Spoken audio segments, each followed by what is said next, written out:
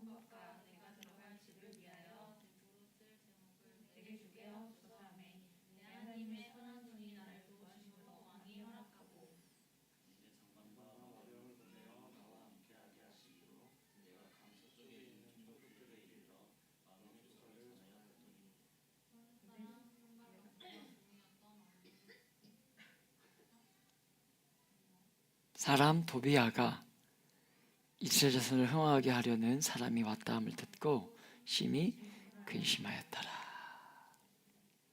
아멘. 근심스러운 밤입니까?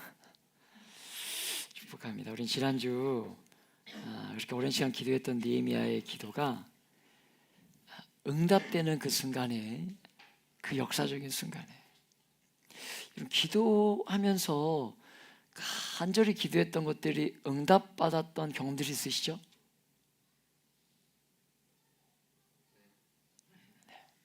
그 응답받을 때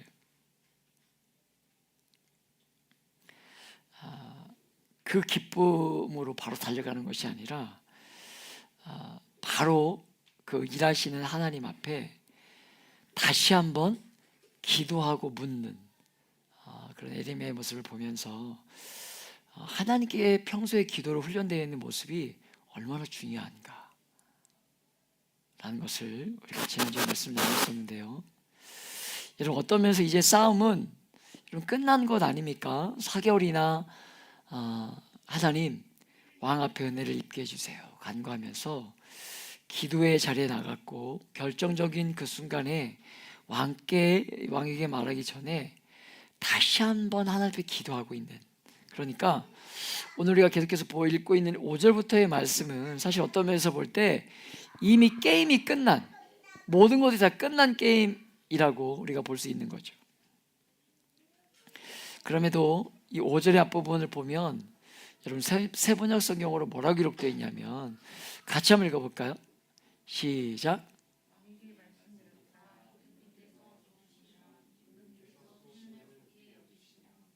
여러분, 왕이 뭐 해줄까?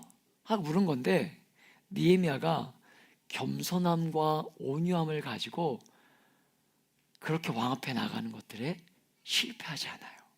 실패하지 않습니다.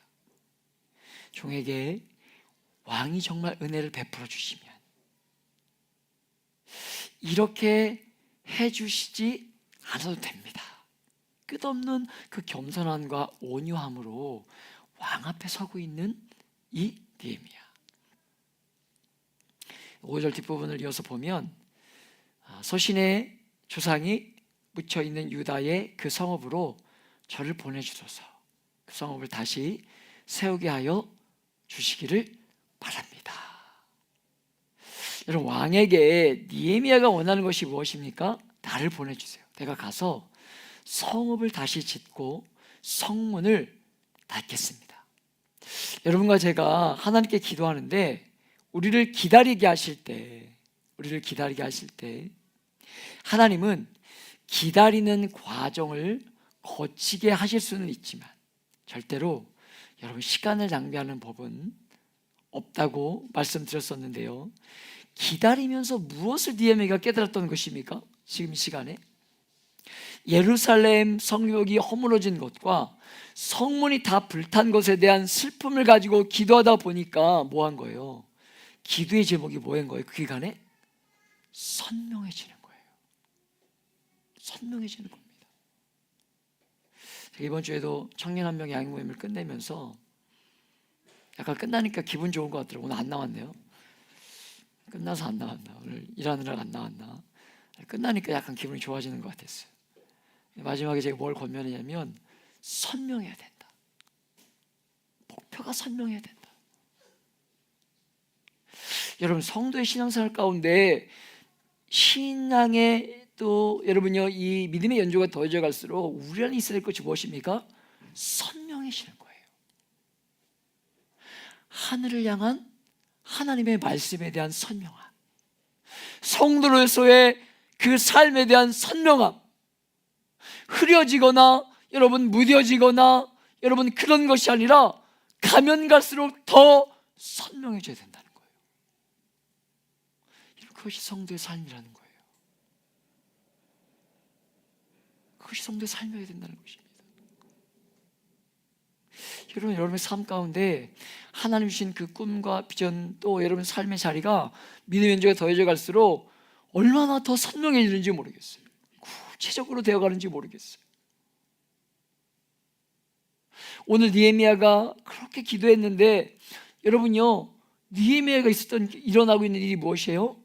무엇을 해야 되는지가 그 기도로 하나님이 기다리게 하시는 그 기간에 더 선명해짐을 보게 되는 거죠. 그래서 결국은 어떻게 고백하고 있는 것입니까? 내가 가서 그 일을 해야겠다. 모르겠습니다. 느헤미야가 처음부터 일장 시작하면서 아파하면서 그랬는지도 모르겠지만, 여러분 그랬는지 아닌지 우리는 정확하게 알 수 없지만 어쨌든 여러분 시간이 가면 갈수록 느헤미야가 무엇을 해야 되는지는 명확해지는 것 같아요. 그래서 왕이 물었을 때 나를 보내주세요. 내가 가서 성벽을 쌓고 문을 닫아야겠습니다 하고, 여러분 왕이 질문할 때에 정확한 대답을 하고 있다는 것입니다. 그뿐 아닙니다. 4개월을 기다렸는데 그 기다림이 하나도 떼지 않았다는 것을 우리가 또 보게 되는데, 여러분 7절의 말씀을 세 번의 성경으로 같이 한번 읽어보겠습니다. 함께 읽습니다. 시작. 붙어서 말씀드렸다. 임금님께서 좋으시다면 소신이 유다까지 무사히 갈 수 있도록 유프라테스 서쪽 지방의 총독들에게 보내는 친서를 몇 통 내려주시기를 바랍니다. 아멘. 여러분, 두 번째 느헤미야는 통행증을 써달라고 요구하지 않습니까? 이 느헤미야가 바벨론으로부터 유다까지 가는 길은요, 그러니까 이 바벨론은 지금 어느 지역이에요? 지금의 터키에서 오른쪽, 지중해를 보면 지중해 이렇게 있죠? 지중해를 보면 지중해 오른쪽이 이스라엘이죠. 그 위쪽이 한참 올라가면 이제 지금의 터키 지역인 거죠. 우리가 주일날 보지 않았습니까? 그 사진을 봤죠? 그림 봤죠? 그림 그 어디입니까? 그 해안가에 따라 올라가잖아요. 그 오른쪽, 거기에서 더 오른쪽이, 그쪽이 이제 이 바벨론 제국이었는데 이제 그 전체가 다 바벨론 지역이었던 거죠. 그런데 여러분, 이 페르시아 제국이 너무 큰 땅이었기 때문에 여러 총독에 의해서 나뉘어서 다려져 있었다는 거죠. 그래서 총독들마다 특세를 많이 부렸던 것 같아요. 그래서 왕이 보낸다는 말로 충분하지 않고 서류로 통행증을 써서 절대로 사람들이 막지 못하도록 써달라고 요청하고 있었다는 거예요. 그리고 8절을 다시 한번 보면, 8절을 다시 한번 읽어볼까요? 시작.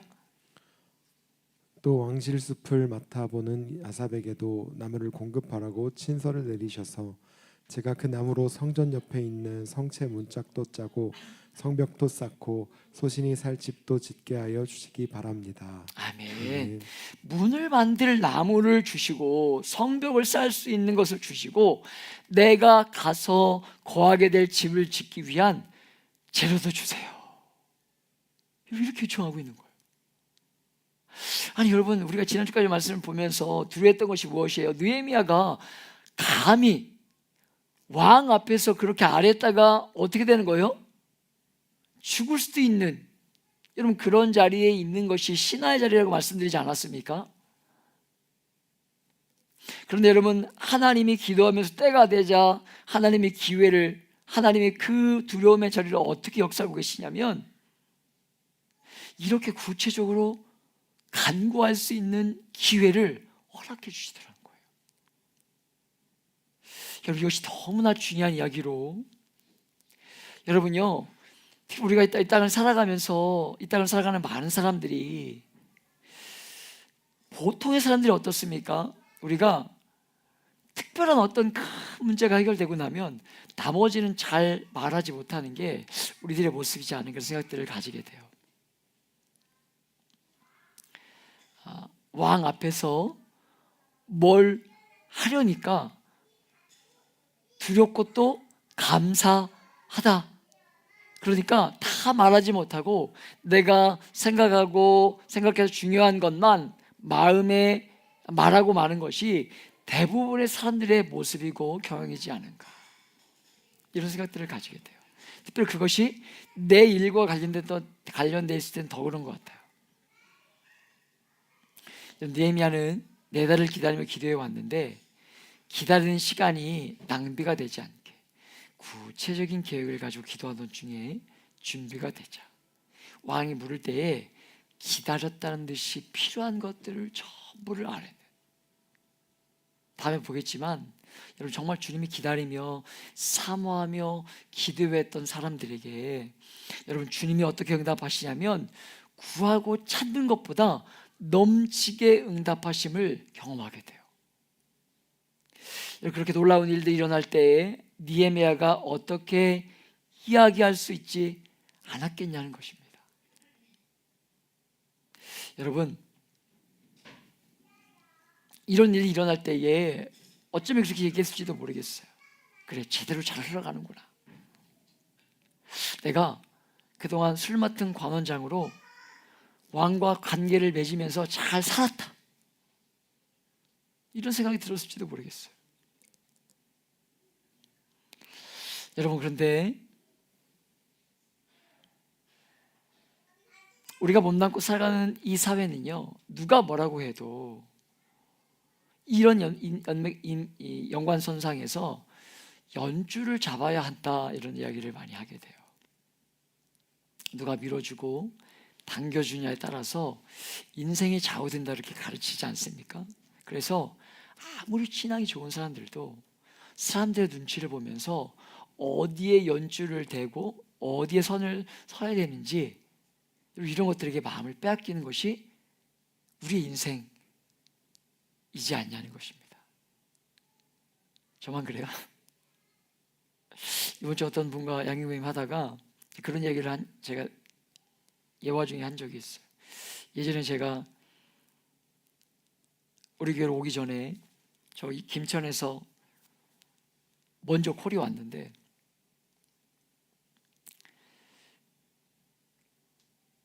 이제 그 목사님이 3년만 나를 좀 도와주고 내가 신천교회 보내주겠다, 3년만 나와 열심히 동역해주면 내가 공부할 시간도 주고, 그때 석사 공부할 때니까 석사 공부할 수도 있게 해주고 신천교회 내가 꽂아주겠다, 그런 표현을 했어요. 꽂아주겠다. 신천교회 갔으면 제가 지금 어디에 서 있을지 기대되지 않습니까? 신천교회가 우리 교단에서 이렇게 좀 제가 이런 표현을 써서 죄송합니다. 영상으로도 다 가지만 사실이니까 한때 잘 꽂아주는, 괜찮은 게 이렇게 잘 꽂아주는 그런 교회가 신천교회였어요. 꼭 할 수 있잖아요.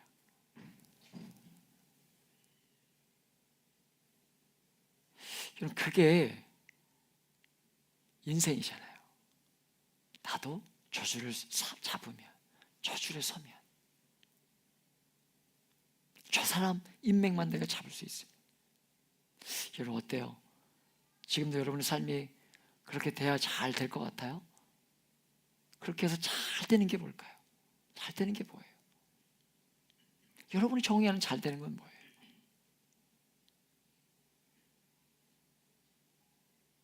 그래서 잘 풀리는 게 뭐냐는 거예요.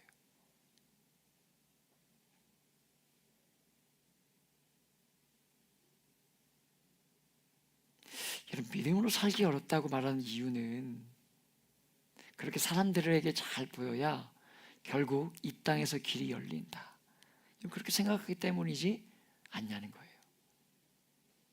그런데 여러분, 이렇게 일들이 잘 풀리고 있는 그런 자리에서 느헤미야가 하고 있는 말이 무엇인가? 오늘 우리에게 너무나 귀한 도전을 주고 있는 것으로 이 8절 후반절을 보면 뭐라고 기록되어 있냐면 같이 읽어볼까요? 8절 후반절 같이 읽어봅니다. 시작.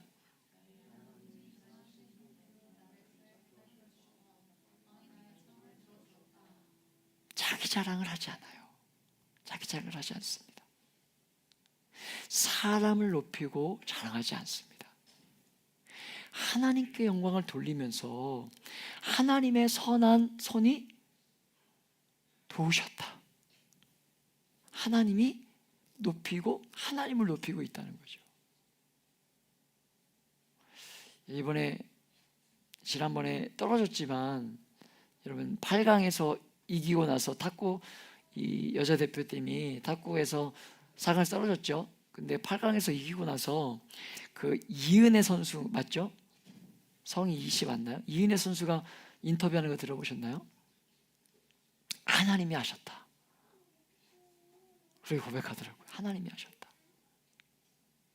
그 SBS, KBS, MBC 다 나가는데 하나님이 하셨다. 모르겠습니다. 그분의 신앙 상태가 어떤지 잘 모르겠는데 자기가 한 게 없다는 거예요. 우리에게 맡겨주신 자녀들, 우리에게 맡겨주신 영혼들, 여러분 이렇게 길러낼 수 있어야 되지 않겠습니까? 이렇게 자라날 수 있어야 되지 않겠냐는 거예요. 사람들의 눈치 보면서 어딘가에 줄을 대야 내가 빨리 갈까? 그렇게 얘기하는 이 세상을 살아가는 것이 아니라 하나님 앞에서 여러분 정직하고 그분 앞에서 그분을 두려워할 줄 알고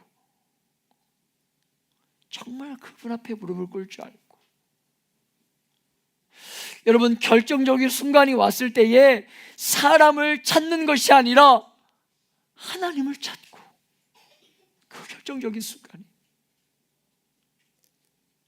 여러분 이런 것들이 이렇게 모든 것들이 잘 풀릴 때에 절대로 자기를 즐겁게 하고 사람을 높이지 않고 하나님을 영화롭게 하는 이런 사람들로 이런 자녀들로 이렇게 길러내야 되는 것이 여러분 우리가 이 땅을 성도로 부름받은 사명 중에 하나이지 않겠냐는 거예요.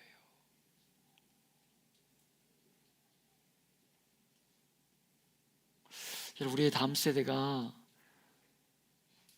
미전도 종족이 된 지 오래되었습니다. 여러분 해외로 선교 나가는 게 중요한 게 아니라요 다음 세대들을 복음 전하는 게 지금 여러분요 이미 대한민국은요 미전도 종족이 됐어요.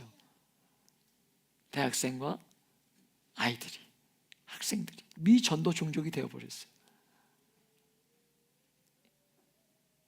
그게 우리가 몸담고 살아가는 이 시대의 모습입니다.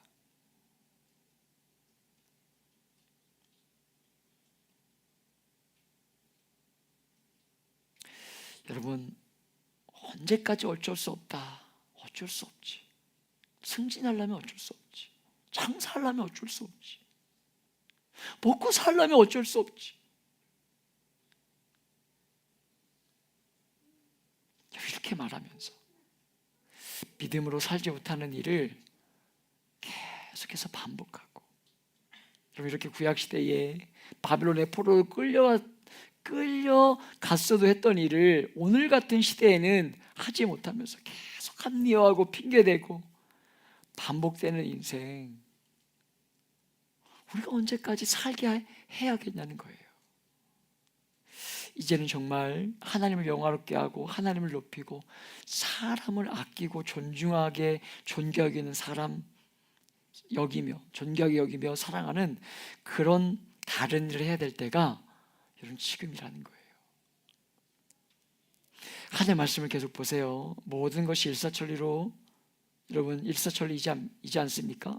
4개월을 기다리면서 기도했지만 모든 것이 주님의 때가 되자 일사천리로 일들이 풀려나가는데 성경에 빼놓지 않고 기록하는 것이 있습니다. 10절의 말씀을 같이 한번 볼게요. 참 신기해요. 우리에게 늘 가르쳐주는 것이 이런 메시지인데 10절을 같이 읽어볼까요? 호론 사람 산발랏과 종이었던 암몬 사람 도비아가 이스라엘 자손을 흥왕하게 하려 사람이 왔다함을 듣고 심히 근심하더라. 여러분, 이렇게 일사천리로 모든 일들이 잘 풀리는 것 같은데 또 우리에게 성경이 경고하는 게 무엇이에요? 대적이 있다는 거예요. 대적이 있다는 것입니다. 잘 기억하시길 축복합니다. 하나님의 일은요, 오랜 기다림을 통한 기도를 통한 그렇게 하나님은 오랜 기다림과 기도를 통해 역사하시지만 하나님의 때가 되어서 하나님 일하실 때는요, 동시에 누가 일한다는 거예요? 마귀도 일한다는 것으로. 그렇게 기도의 응답이 위기와 함께 언제든지 우리 삶 가운데 올 수 있다는 것으로 아무 문제 없이 일사천리로 진행되는 인생은요, 없다는 거예요. 없다는 거예요. 하나님의 일이 일어나는 너무나 놀라운 때에 동시에 원수들이 일어나서 일하고 있는 것으로. 여러분, 산발랏이라는 이름은요, 전형적인 바벨론의 이름이에요. 그리고 도비아라는 이름은 야, 이런 이름을 붙으면 이 야훼 이런 이 말이 준 말이거든요. 그래서 하나님은 선하시다, 이게 도비아 이런 뜻인데, 이 이름의 뜻인데 원수가 일어나고 있는 거죠. 원수가.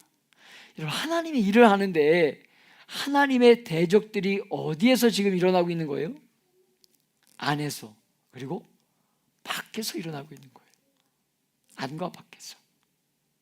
밖에서만 일어나서 여러분 공격해도 어려운데 공동체 안에서도 얼마든지 그런 일들이 일어날 수 있다는 것들을 오늘 성경 우리에게 가르쳐주고 있는 거예요. 우리가 무엇을 경계해야 될지 알게 오늘 성경 우리에게 가르쳐주고 있는 거죠. 여러분, 오늘 이 시대를 사는 많은 사람들이 좋은 교회를 찾지 않습니까? 지금도 얼마나 많은 사람들이 여러분 이렇게 교회를 떠다니는지 몰라요.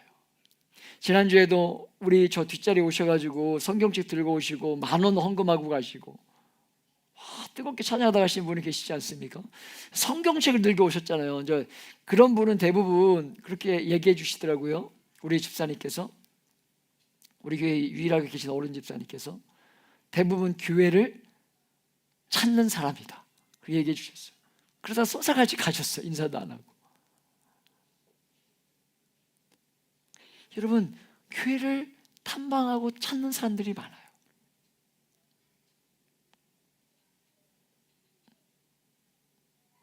그래서 설교 잘하는 목사님 찾아가서 좋은 말씀 듣기를 원해요. 그런데 하나님이 세우신 교회 공동체 안으로는요, 들어가려고 하지 않는다는 거예요. 시간 빼앗기 안 된다고 생각하고 그 에너지를 다른 데 쓰고 싶어 하지 않는 거예요.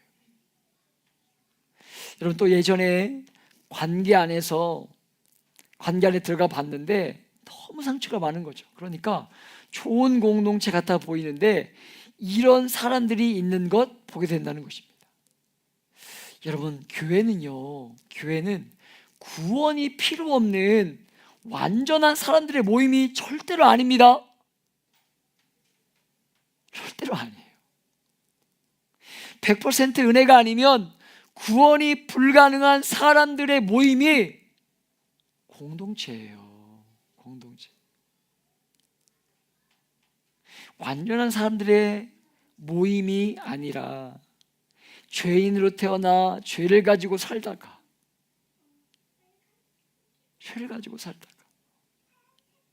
여러분, 어떻게 되는 거예요? 하나님의 은혜를 경험하고 만나고 누리게 되면서 조금씩 잘 안 되죠. 잘 안 사라져요. 그러나 믿음 연조가 더해져 갈수록, 은혜를 경험하면 경험할수록 조금씩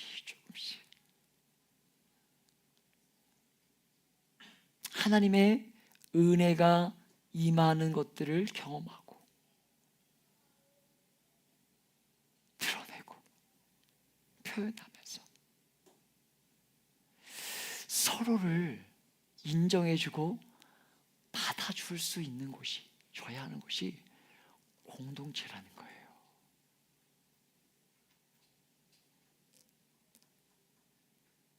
여러분, 그렇게 교회는요, 많은 한계를 가지고 있는 곳이 교회 공동체인 거예요. 그래서 교회 공동체 안에 깊이 들어오면 우린 때로 상처를 받을 수 있다는 것으로, 그렇게 아프지 않고 아프고 싶지 않으니까 형식적인 멤버십만 가지고 살면서 여러분 뭐 하는 거예요? 마귀 좋은 일만 시키는 거예요. 마귀 좋은 일만. 나는 신앙이 있다고 말하면서.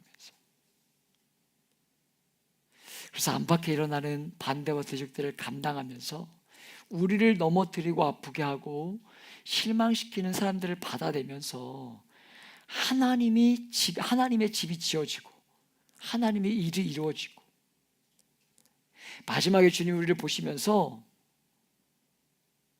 정말 수고했다, 주님 우리에게 그렇게 말씀하실 때까지 이 땅에서 그런 것 없는 삶은요 불가능하다는 거예요. 여러분이 교회 안에 들어와서 상처를 주고 아프게 하는 사람들을 받아내고 그들을 판단하고 정죄하고 내치지 않고 하나님의 관점에서 사랑하고 아끼고 여러분 가슴으로 품는 교회가 되어야, 그렇게 될 때 하나님의 성전이 아름답게 지어져 가는 거예요.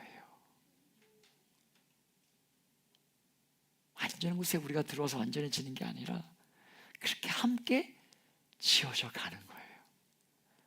그게 교회 공동체예요.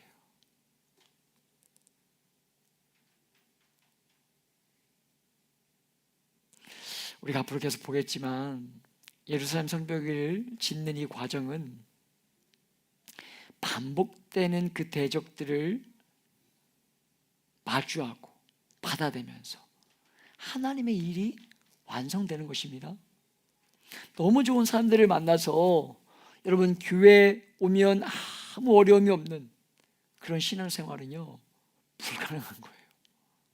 불가능한 것입니다. 싸움들이, 아픔들이 있지만 받아내면서, 미워서 용서하고 싶지 않지만 주님 때문에 용서하고 받아내면서 사랑으로 돌보고 교회를 짓고 그렇게 성벽을 세워가는 거예요. 사랑하는 여러분, 저는 지금 우리가 몸담고 살아가는 이 시대의 교회의 구석구석의 성벽이 너무 많이 허물어져 있는 시대에 우리가 살아가고 있다고 믿고 있습니다. 그래서 여러 모양으로 교회가 공격받고 있는 때가 지금이라고 믿고 있어요. 교회가 너무나 무너져 있고 부서져 있는데 여러분 얼마나 교회를 위해서 느헤미야처럼 기도하고 있냐는 거예요. 사랑하는 여러분, 그렇게 교회를 향해서 무너진 곳을 향해서 침략당하고 공격당하고 어려워하고 교회가 그렇게 힘들어할 때 여러분 그래 끝났어 낭망하거나 주저하는 삶이 아니라 하나님이 주신 마음으로 어떻게 공동체를 세워갈까, 건강하게 다시 세워갈까, 하나님의 성벽을 어떻게 쌓아가고 부서진 곳을 수리할 수 있을까, 내가 수리하기에 감당할 일은 무엇일까. 여러분 그러기 위해서 우리가 계속 보겠지만 한 손에는 여러분이요 무기를 쌓을 수 있는 무기를 놓지 말고 이 무기를 더 단단하게 하고 완벽하기 위해서 갈고 닦는 일에 그렇게 하나님 앞에 부지런히 열심을 내고 다른 한 손으로 열심히 여러분 하나님의 교회를 세우기 위해, 부서진 곳을 세우기 위해 애쓰고 돌보고 사랑하며 은혜로 조금씩 공동체를 세워가는 일 해야 될 때가 지금이라는 거예요. 그것이 오늘 느헤미야가 우리에게 주고 있는 메시지인 것입니다. 사랑하는 여러분, 오늘 이 밤에 여러분 정말 말씀 붙들고 한번 이 밤에 기도할 때, 충분히 기도할 때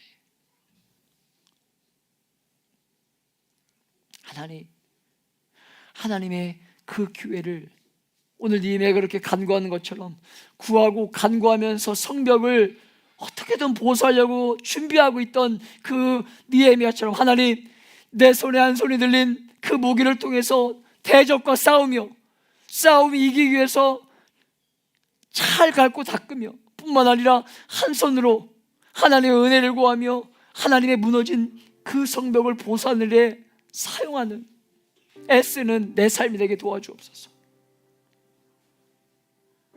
하나님, 그 일에 내가 해야 될 것이 무엇입니까? 물어보시고, 이런 시간 우리 주님의 이름 한번 간절히 부르면서, 여러분 주님의 이름 부르면서 여러분 주신 말씀 붙들고 한번 기도 자리 함께 나가겠습니다.